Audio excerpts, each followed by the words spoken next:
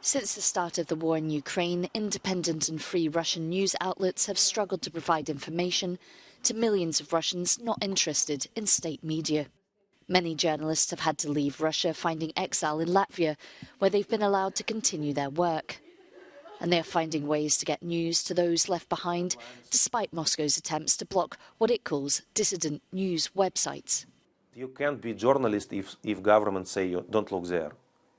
Just pretend that there is no war. So I think that the only way how journalism still exists in the country is this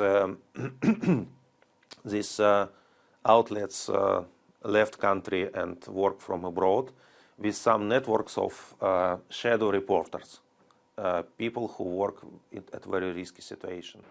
The stakes are high for independent journalists in Russia. They can face up to 15 years in prison for calling Russia's activities in Ukraine a war.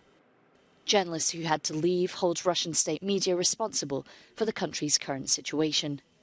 I think that these people from Russian